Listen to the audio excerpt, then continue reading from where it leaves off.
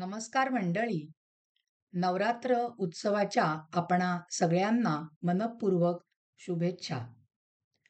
मंडळी, आजपासून शारदीय नवरात्र सुरू होत आहे. आजचा घटस्थापनेचा दिवस आहे. मंडळी, मागच्या वर्षी सुद्धा आपण 10 माळा देवीला चढवलेल्या होत्या. शब्दरूपी माहितीपूर्ण माळा आपण चढवलेल्या होत्या. त्या व्हिडिओमध्ये आपण वेगवेगळ्या प्रकारे देवीच्या कथा बघितल्या, त्याच्यानंतर देवीबद्दलची माहिती बघितली. यावर्षी सुद्धा आपण ही शब्दमाळा देवीला रोज चढवणार आहोत. पण यावर्षीचं त्याचं स्वरूप असं आहे की 9 दिवस नवदुर्गा ज्या आहेत त्यांचं प्रत्येकीचं रोज एक रूप जे आहे दुर्गेचं, ते आपण समजावून घेणार आहोत. आजच्या भागामध्ये आपण शैलपुत्री या देवीच्या रूपाबद्दलची माहिती बघणार आहोत. पण मंडळी, सुरुवातीला थोडंसं आपण घटस्थापनेबद्दल बोलूया. आजच्या दिवसापासूनच म्हणजेच अश्विन शुद्ध प्रतिपदेपासून देवीचं नवरात्र सुरू होतं. मंडळी, आपल्या महाराष्ट्रामध्ये अगदी प्रत्येक घराघरामध्ये जरी देवीचं नवरात्र बसत नसलं तरी पुष्कळ घरांमध्ये देवीचे घट बसवतात किंवा देवी घटी बसली असं म्हटलं जातं. नवरात्री 9 दिवसांचा धार्मिक विधी अगदी निष्ठेने आणि भक्तिभावाने पाळला जातो. घरातल्या देव्हाऱ्याजवळ शेतातल्या काळ्या मातीचा छोटासा ओटा तयार केला जातो. त्यावर ही घटस्थापना करायची असते बरं का. तो घट मातीचा किंवा धातूचा वापरतात. त्यात पाणी भरून पाण्यात सुपारी, नाणी, नवरत्न ऐपतीप्रमाणे ठेवतात. त्याच्या तोंडावर आंब्याची 5 पानी डहाळी ठेवून मध्ये नारळ ठेवतात. त्या कलशाची यथासांग पूजा करतात. त्याच्या पायथ्याच्या शेतात 9 धान्य पेरली जातात बरं का. त्यावर पाणी शिंपडलं जातं. 9 दिवस 9 रात्रीत हे शेत फुलणारं असतं.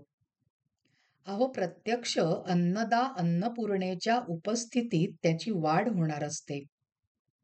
एक अखंड नंदादीप 9 रात्री जळणार असतो. तोही या विधीचा साक्षीदार असतो.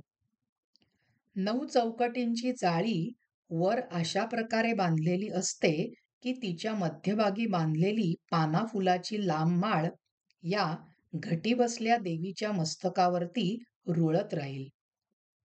तर मंडळी, अशा प्रकारे घटस्थापना केली जाते.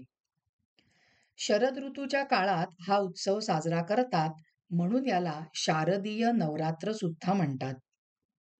शारदीय नवरात्री काळामध्ये अश्विन शुद्ध प्रतिपदेपासून नवमीपर्यंत नवदुर्गांचे पूजन केले जाते. या नवदुर्गांच्या रूपांमधलं पहिलं रूप आहे ते म्हणजे शैलपुत्री. तुम्हाला स्लाइडवरती सुद्धा या शैलपुत्री देवीचं रूप दिसतंय बघा.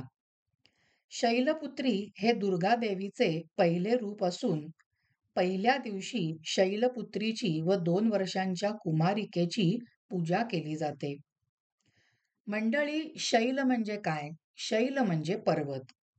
आपल्याला ही पौराणिक कथा माहिती आहे की दक्षकन्या सती ही भगवान शंकरांची पहिली पत्नी होती. तिने यज्ञात आत्मदहन केल्यानंतर पर्वतराज हिमालयाची मुलगी म्हणून तिने जन्म घेतला आणि ह्यासाठीच तिला शैलपुत्री असं म्हटलं जातं.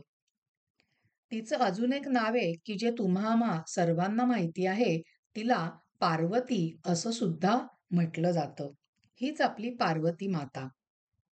ही देवी बैलावर आरूढ असून तिला 2 हात आहेत. देवीच्या उजव्या हातात त्रिशूल आहे तर डाव्या हातात कमळ आहे. आदिशक्तीचे हे सर्वाधिक महत्वाचे रूप मानलं गेलं आहे श्रोतेहो. हिलाच वृषभारूढा हेमवती असं सुद्धा म्हटलं जातं. शैलपुत्रीला सर्व वन्य जीवजंतूंची रक्षण करणारी म्हणून मानलं जातं. श्रोते हो, मनाचा कारक कोण? तर मनाचा कारक चंद्र. आणि मनाचा कारक चंद्र असल्याने ज्योतिषानुसार उत्तम चंद्रबळ हे भाग्यदायी मानले जाते.